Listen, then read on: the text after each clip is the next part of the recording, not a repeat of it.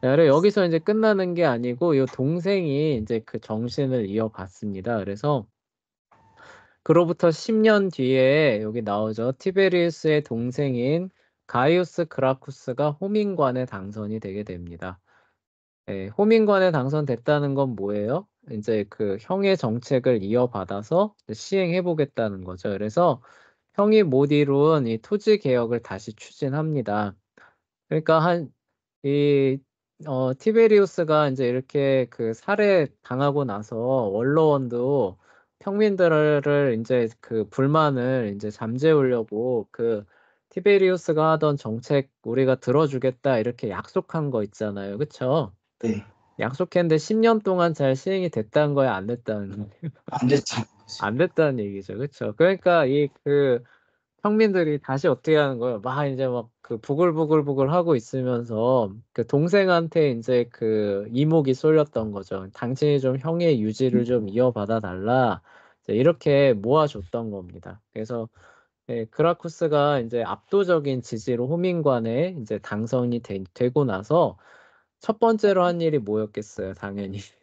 당연히 형의 그거. 예, 형의 그 토지 개혁 그리고 받아주기로 했었던 거 시행 안 됐던 거를 다시 추진을 했던 겁니다. 그리고 이건 원로원도 반대할 명분이 그렇게 많이 없어서 그냥저냥 받아줘요. 그래서 이 토지 개혁이 시행되는 거가 문제가 일어나지는 않았습니다. 근데 문제가 일어난 거는 따로 있습니다. 따로. 예, 따로 있는데 그게 뭐냐면은 이제 여기 보시면은 이탈리아 전역 사람들에게 로마 시민권을 부여한다. 요거 하나 있고요.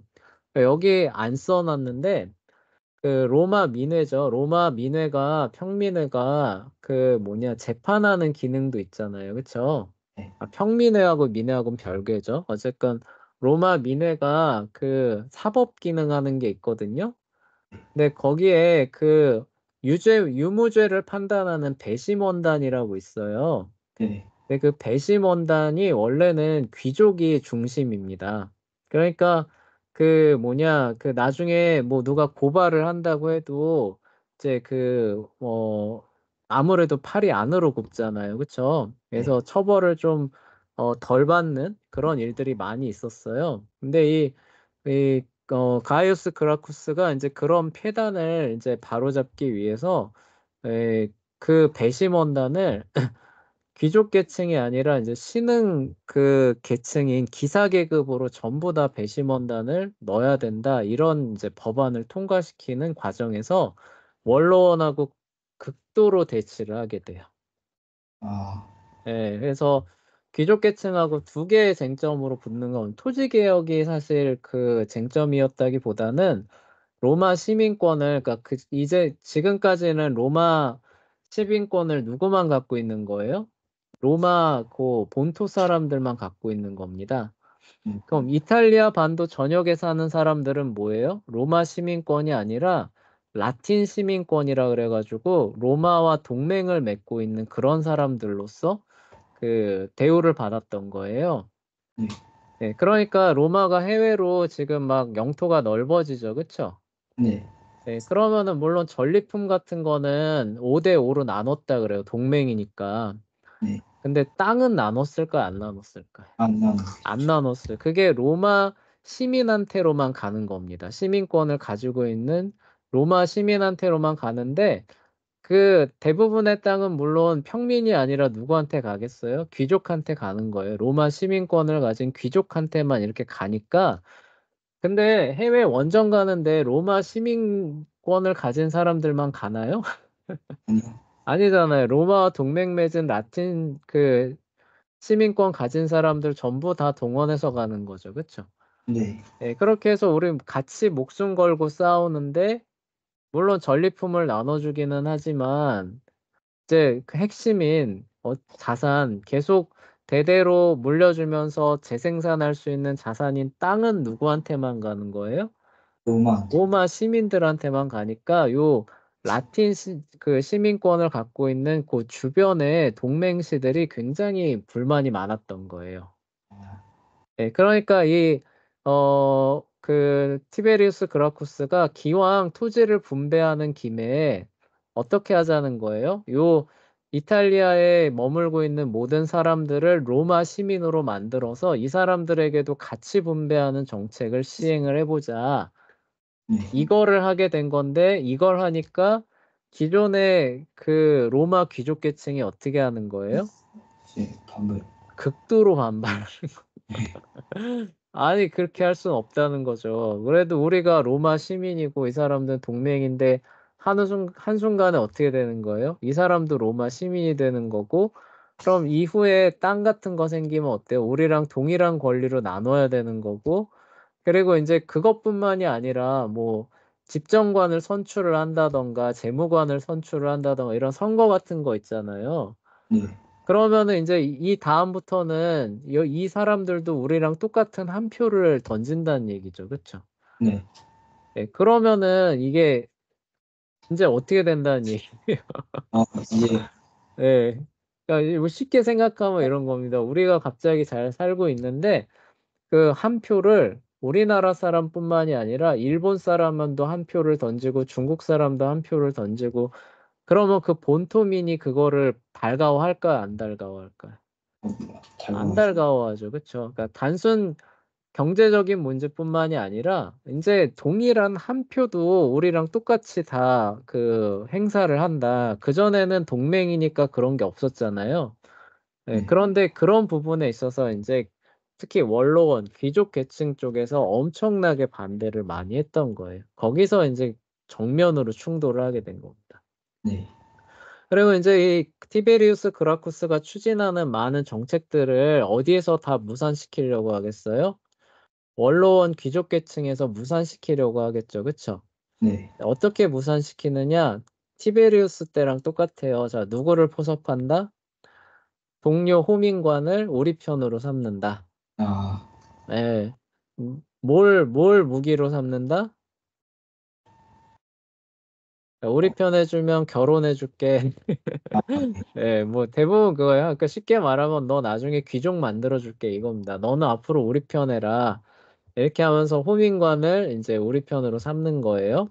그게 이제 전형적인 패턴인데 요 가이우스 그라쿠스의 경우는 애초에 그렇지는 않았어요. 왜냐하면 그 사람은 애초에 귀족 가문 출신이거든요. 예 근데 어쨌건 귀족 가문 출신이어서 그런지 귀족들하고 더 이게 죽이 잘 맞았던 거예요. 그래서 그라쿠스가 동생 그라쿠스죠. 동생 그라쿠스가 인제 평민 위주의 정책들을 여러 가지를 펴니다. 그래서 인제 여기 보시면은 뭐 로마 시민권 도 마찬가지고 로마 시민권하고 시민권 문제가 아니라 특히 그 아까 그 배심원단을 새로운 계층인 그 기사 계급으로 그 한다라는 고 부분 있잖아요.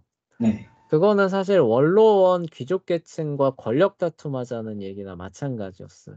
아. 예. 그러니까 원로원의 그 정치적 주도권을 사실상 인제 이렇게 족쇄를 걸겠다라는 거였거든요. 그래서 네. 그게 가장 인제 그 그라쿠스를 인제 반대하게 되는 원인이 됐던 거고 그럼 그라쿠스는 이거 사실 평민 정책하고 큰 상관없잖아요. 그쵸? 네. 왜 그런 정책을 추진했느냐? 귀족층 원로원 계층들이 이렇게 그 누구를 포섭해 가지고 자기 정책에 일일이 다 딴지를 거니까 어떻게 해야 되겠다는 거예요. 원로원의 힘을 꺾어야 원로원의 힘을 눌러야 귀족의 힘을 눌러야 인제 자기가 하려는 바가 잘 되겠다라는 그런 맥락에서 이거를 들여오게 되는 거예요. 예. 아. 예 그래서 그 말했던 그 부분은 평민 정책하고 별 상관이 없어서 여기서 뺀 건데 근데 가이우스 그라쿠스가 몰락하는 데 있어서 가장 결정적인 역할을 했던 건 사실 그거예요. 아. 그러니까 자기 정책이 번번이 원로원 귀족 정책에 의해서 무산이 되니까 이 '귀족 원로원의 힘을 빼야겠다.'라고 생각해서 사법 체계의 배심원단을 새로운 계층으로 전부 다 물갈이한다라는 법안을 무리하게 해서 통과시켰다가 원로원하고 인제 정면으로 충돌하게 되면서 "이거 도저히 안 되겠다."라고 하면서 원로원이 이제 그 티베리우스 그라쿠스를 사실상 인제 축출하는 그런 인제 상태로 가게 됐던 거죠. 아. 예 그래서 그 싸움에서 가이우스 그라쿠스가 인제 패배하면서 인제 형처럼 인제 그 생을 마감하는 그런 인제 단계로 이제 진행이 됩니다. 그리고 이제 그가 생전에 추진했던 모든 그런 정책들은 어떻게 될까요? 다 없어지겠죠. 다 폐기되겠죠. 그렇죠? 네. 예, 그래서 이제 사실상 이 그라쿠스 형제가 했던 모든 정책들은 이제 다 사실상 스톱 상태에 들어가는데 이게 한 100년 정도 뒤에 이제 시간이 흐르면서 이제 그 뭐냐 하나하나씩 받아들여줘요. 아, 네, 하나하나씩. 예, 로마 시민권 문제 있잖아요. 그쵸? 네. 요 시민권 문제는 그 동맹시 전쟁이라고 하는 게 요 이후에 벌어지거든요. 선생님 책에선 뺐는데 네. 그거 벌어지면서 그 결과로 이탈리아 반도의 모든 시민들한테 로마 시민권이 부여가 됩니다. 아, 네. 그리고 이 토지 개혁 같은 거 요거 있잖아요. 네. 요거 같은 경우는 나중에 그 율리우스 카이사르 아시죠? 그쵸? 네. 시저가 나오면서 결국 이거를 또 시행을 해요. 아, 근데 그 시간이 이렇게 많이 그 뒤로 가면서 하나하나 결국 들어왔던 거죠. 네. 예, 그러니까 굉장히 이제 어쨌든 선구자적인 이제 그런 정책을 어쨌든 시행했다라고 평가를 받는 이유가 이제 여기 있던 거예요. 네, 이 토지 개혁을 추진하는데 이제 다시 원점으로 돌아가 볼게요. 토지 개혁을 추진하는데 반발이 그렇게 많지는 않았는데 아무래도 형이 이제 그 어쨌든 그 말년이 좋지 않았잖아요. 네. 그래서 처음에는 원로원하고 이렇게 정면으로 충돌하지 않으려고 합니다. 그래서 그 새로운 그 토지를 그러니까 뭐라고 해야 되나 기존의 토지를 회수하는 것보다 더 방점을 찍은 게 뭐냐면은 새로운 토지를 개척한다라는 쪽에 훨씬 더 방점을 찍은 거예요. 아, 그러니까 회수해서 나눠주는 것도 있는데 그거보다는 뭐를 더 주력한다? 그 새로운 식민지를 개척한다. 여기에 더 방점을 찍었던 겁니다. 네. 그래서 이탈리아 남부 지역을 새로 개척하고 그리고 저기 북아프리카 있잖아요. 카르타고 같은데 거기 예전에 다 파괴했죠. 그쵸?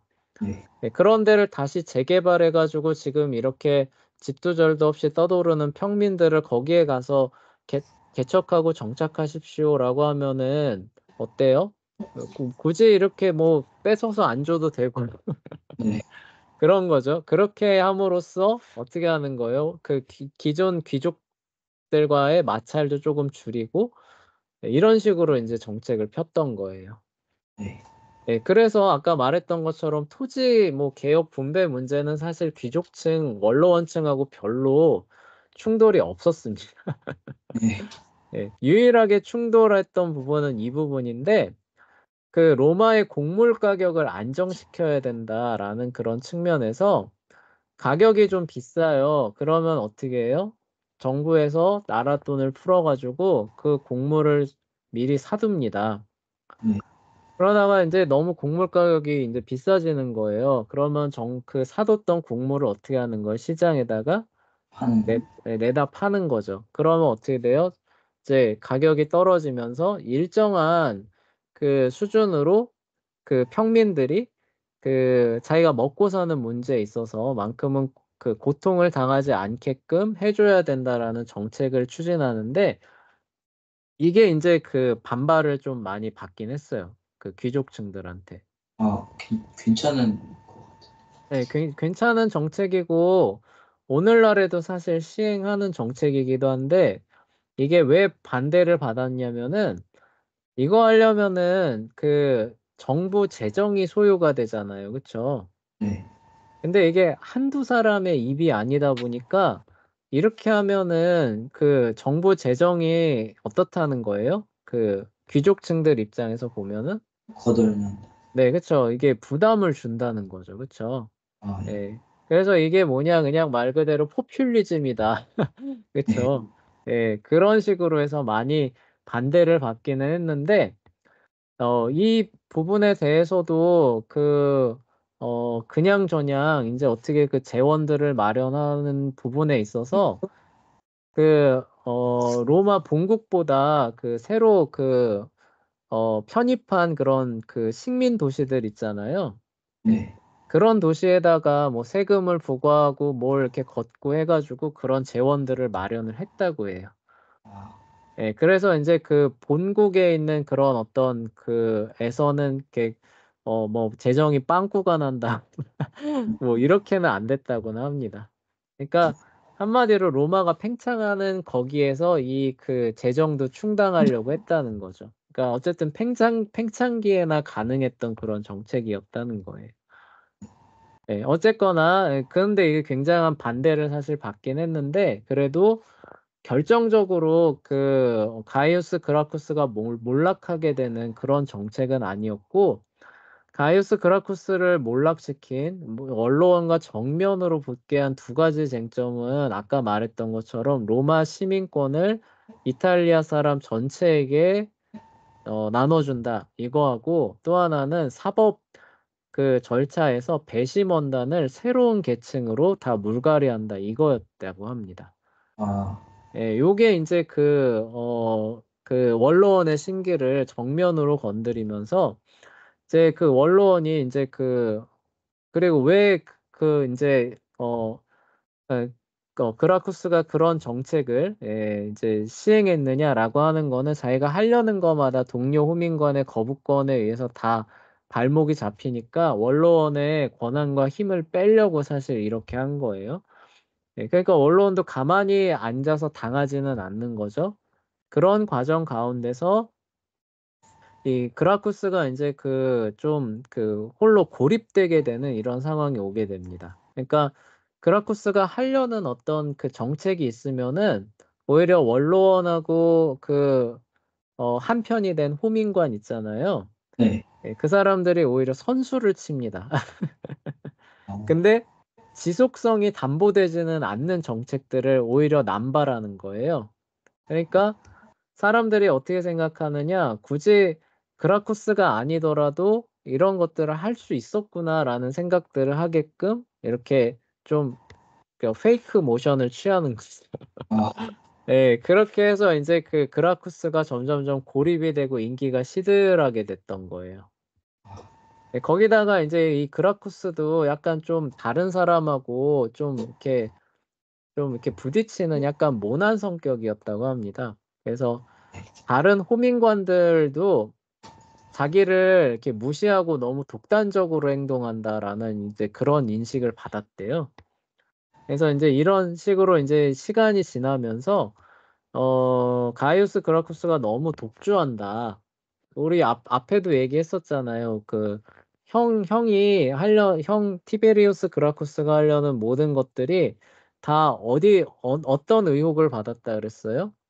아, 이거 왕 되려고 하는 거 아니냐? 그쵸? 그리고 견제와 균형의 원리에 의해서 각자의 권한들을 이렇게 보존을 해야 되는데 그런 것들 다 벗어나서 그냥 내 맘대로 하겠다, 독주하겠다라고 하는 거는 여기서 굉장히 알러지 반응이 있잖아요. 그쵸? 네. 그런데 가이우스 그라쿠스가 그런 쪽으로 다시 아, 걸려 들어가는 이런 상황으로 갔다는 거죠. 네.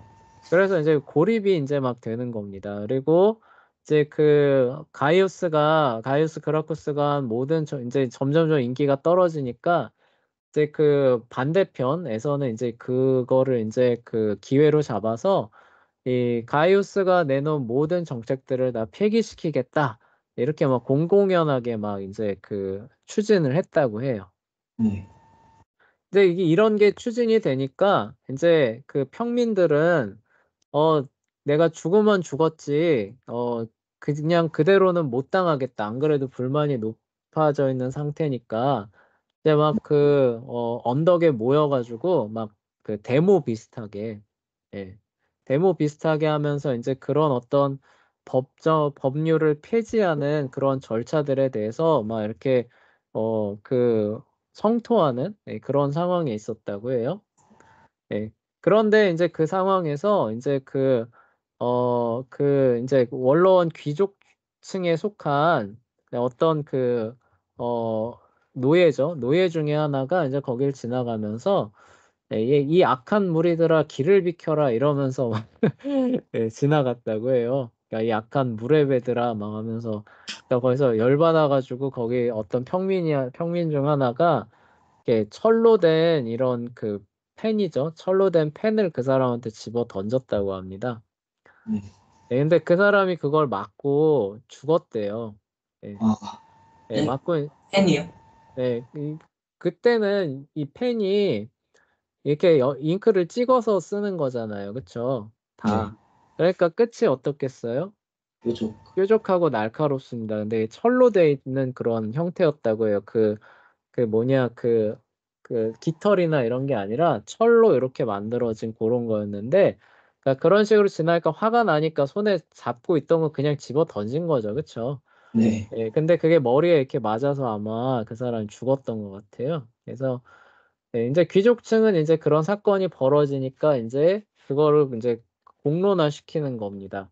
이거 봐라, 쟤네들 저기 모여가지고 그 뭐냐 그 데모한다고 하는데 이게 데모인지 반란인지 약간 헷갈리는 상황인데 뭐예요? 폭력 사태로 지금 누군가 죽었잖아요, 그쵸? 네. 그러니까 이게 데모가 아니라 이제 뭐라는 거예요?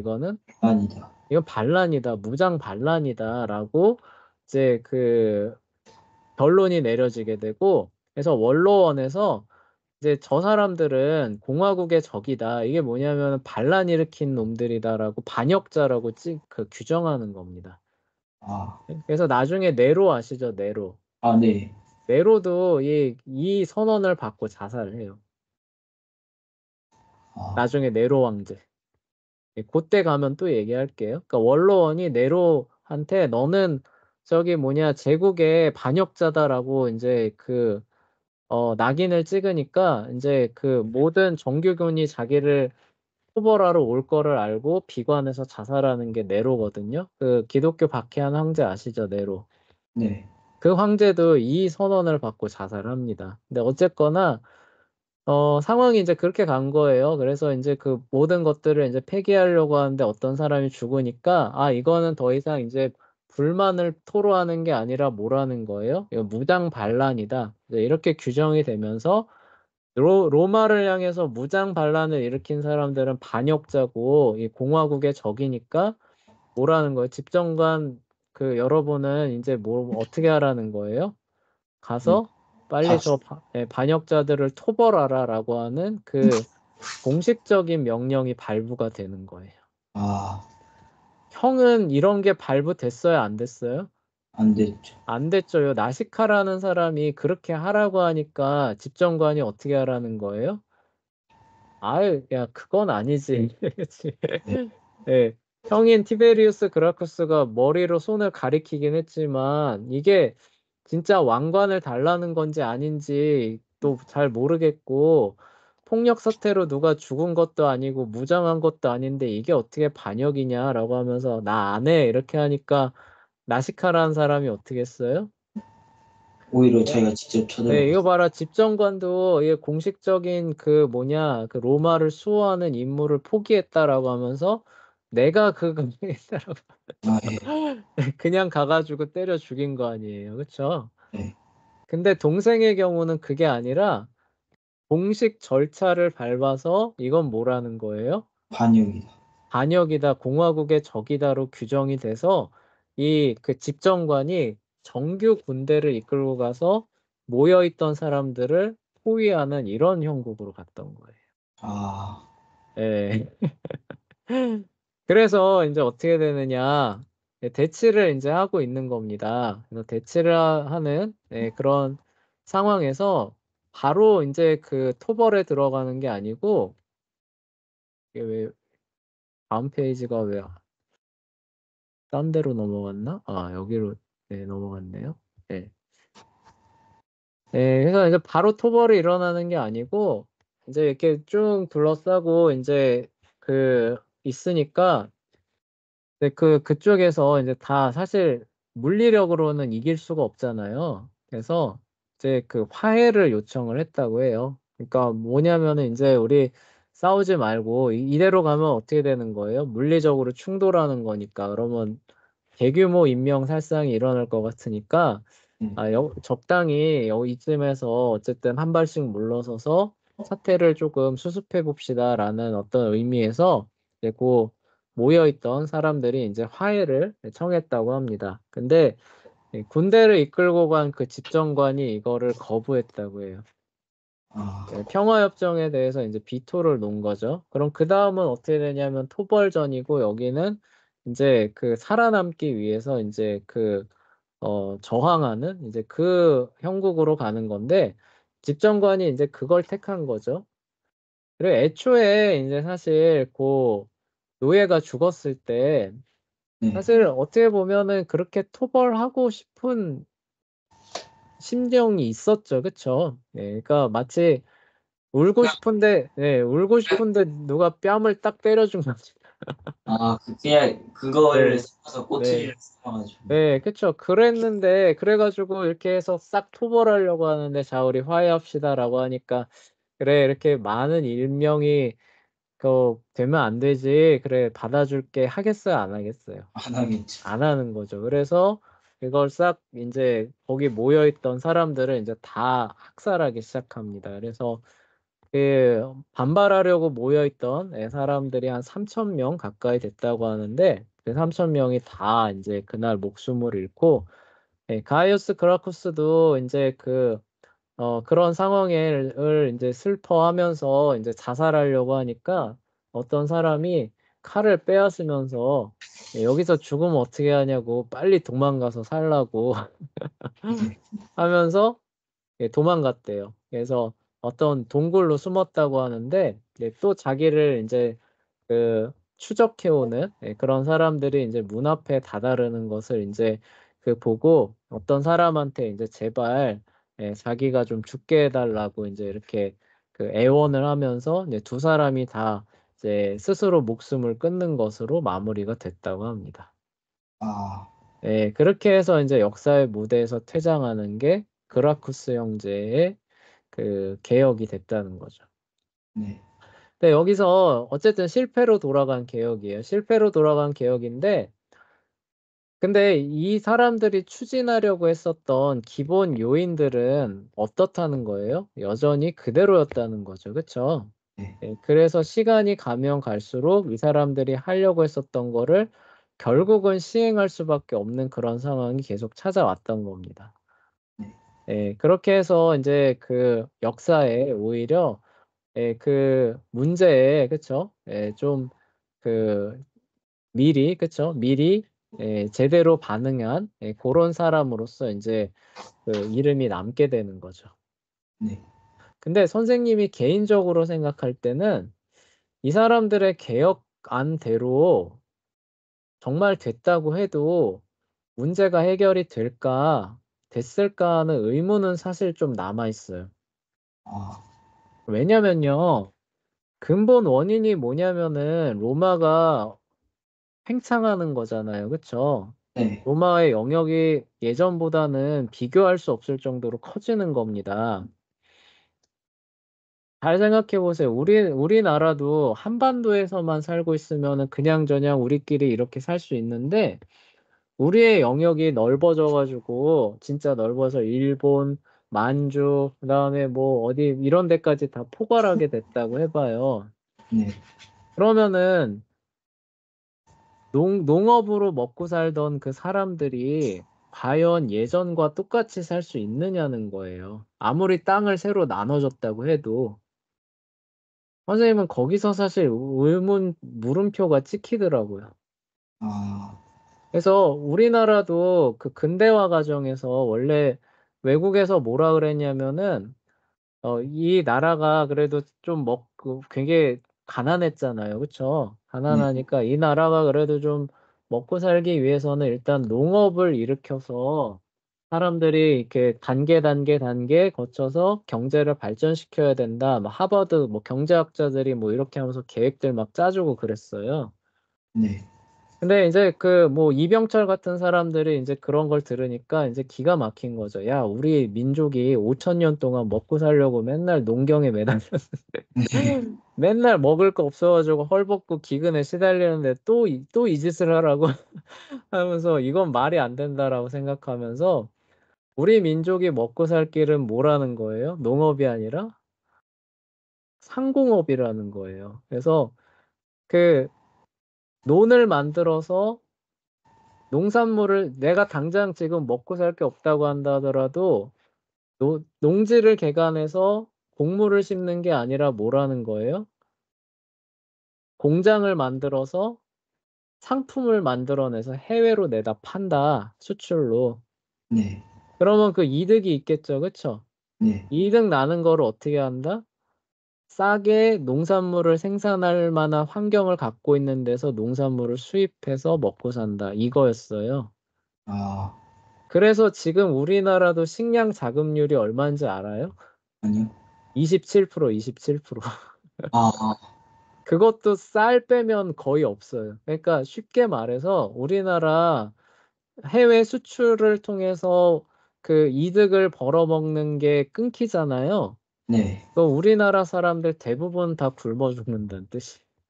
아, 네, 그런 뜻이에요. 근데 이 당대 사람들한테 토지를 나눠준다. 그럼 이거 뭐예요? 저기 뭐냐 북아프리카나 이집트 막 이런 데서 뭐 그리고 뭐 대규모 농장에서 뭐 노예를 사용해서 나오는 정말 품질 좋고 값싼 농산물들이 어쨌든 본토로 계속 들어올 텐데 그 땅떼기 하나하나씩 나눠주는 데서 네. 과연 그들이 자립할 수 있었을까?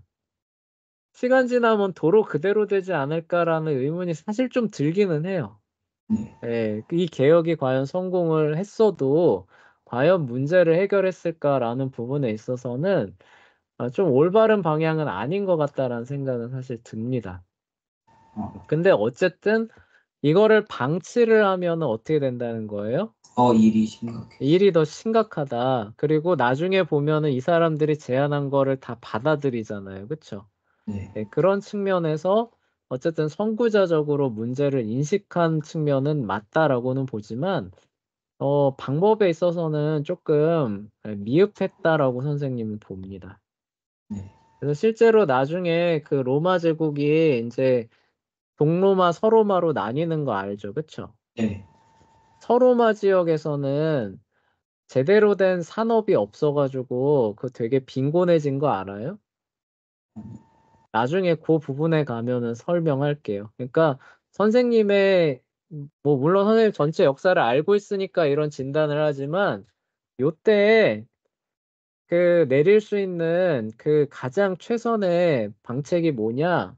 땅 나눠주는 것도 중요한데 이탈리아나 서유럽은 더 이상 그 농업으로 먹고 사는 게 아니라 뭐라는 거예요? 상, 상공업으로 먹고 사는 그런 곳으로 변모를 시켰어야 돼요. 아, 팽창해가지고 그런 어떤 그 뭐 재화나 많은 자본이 지금 들어오고 있을 때 이땐 여유가 있잖아요. 그쵸? 네. 이때 이거를 활용해서 이젠 어떻게 한다? 농업으로 투자하는 게 아니라 상공업이죠. 그쵸? 예, 그런 하이테크 이런 어떤 그 기지로 바꿔놓고 그리고 그 곡물이나 이런 것들 이집트나 북아프리카에서 수입해서 먹고 사는 그런 지역으로 변모할 수 있는 그 골든 타임이었다고 선생님은 봅니다. 아, 근데 요거를 실패하면서 나중에 로마 제국이 어쨌든 팽창하면서 계속 먹고는 살아요. 근데 그 팽창이 멈추게 되니까 서쪽 유럽에서는 어떻게 되느냐? 먹고 살 수 있는 기반이 없어져 버려요. 네.